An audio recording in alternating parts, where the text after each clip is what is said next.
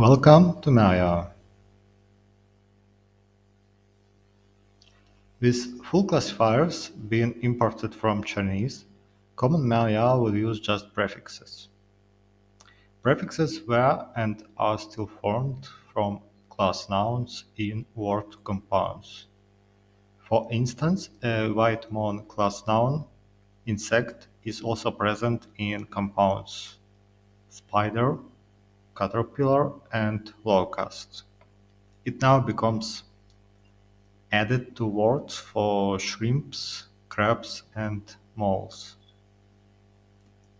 Similarly, the word son, boy, can be seen joined to words denoting humans in general, as in a compound soldier, literally boy war.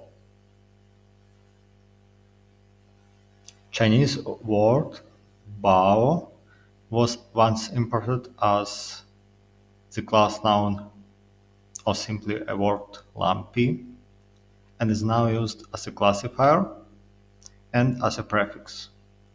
Its role as a classifier can be seen in the first sentence: one class for lumpy objects, rice, and in the second sentence, one class for bulky things, clumpstone. It plays the role of prefix. The prefixes were not tightly attached to their nouns in common Miao-Yao because there are cognate sets that have different prefixes across modern varieties.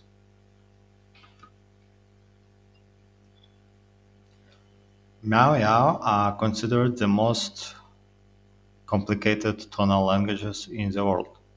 Original Hmong-Mien tones can be reconstructed as abstract categories to which cognate sets belong.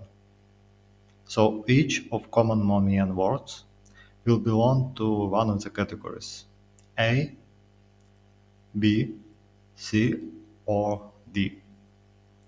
And every modern realization of the same ancestor word will also belong to the same category. The actual tone sound, however, could be very different. A category words in one variety could have rising tone, while in some another they could have a falling one, being opposite. Still, if the original Hmong-Mien word was of A category, it will belong to the same A category in all varieties. There are few exceptions when words have different tone category in Hmong versus Mien. In such cases, it's even questionable if two forms correspond to the single Hmong-Mien original form. There are 5 examples of such.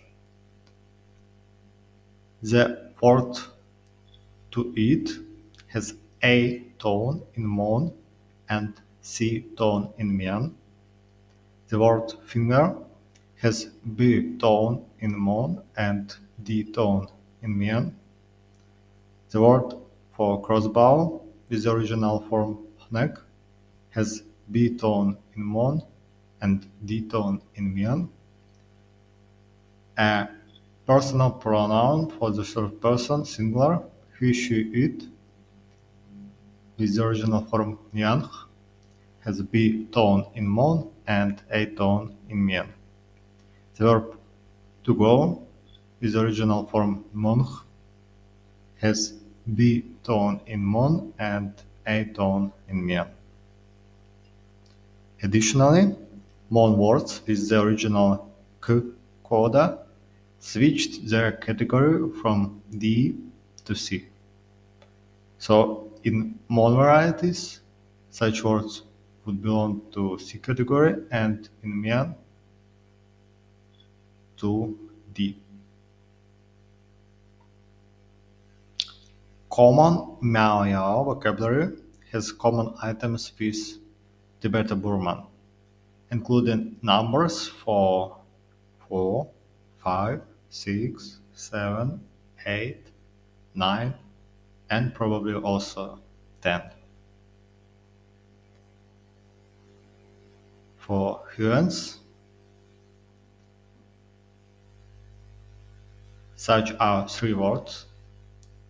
The word for sun and day with different Hmong and Mien forms. The word for moon and month, and the word only in common Hmong for dark and night, with the original Tibeto-Burman meaning dark. There are also Tibeto-Burman words for kinship. There are two of them. The first one for sister-in-law and daughter-in-law, and the second one for son-in-law, maybe also for brother-in-law. And there are also some other words. The verb to slice, flap, and track, meanch, with the original meaning to follow in Tibeto-Burman. By the way, Tibeto-Burman Xong has nasal prefixes in some modern varieties, and it explains the look of Hmong-Mien form. We should note that the precise nature of Tibeto-Burman source, should it be a common Tibeto-Burman or some more late variety, its form is unknown.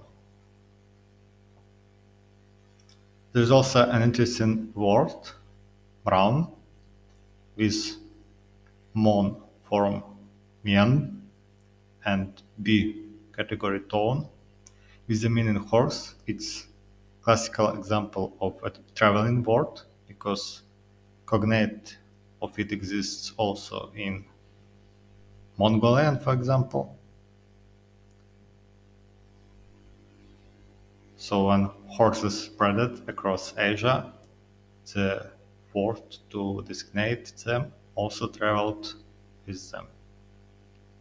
All these shared items look like imports from Tibeto-Burman due to their very compact nature. So we have specific words for times of a day, for specific family members, for numbers. They don't look like they were inherited.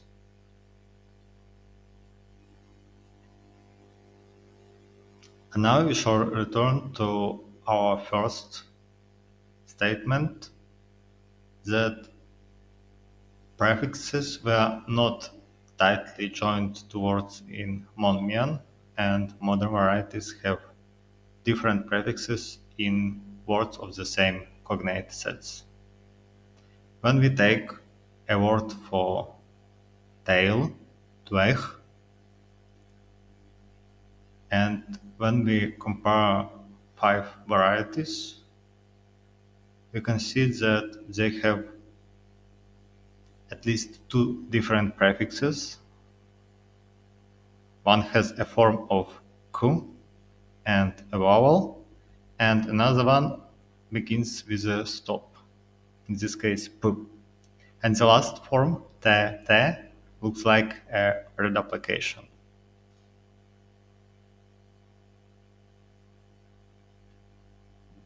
When we take the word for stone with unknown pre-initial, and when we look at 6 modern forms, we also see there are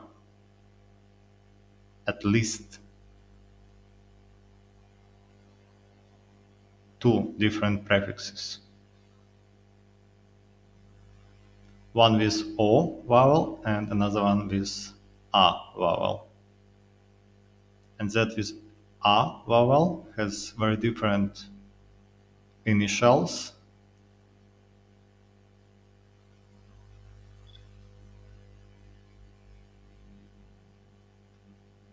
And the third example is the word bruch for knows, with 6 examples for modern varieties that also has more than one prefix attached.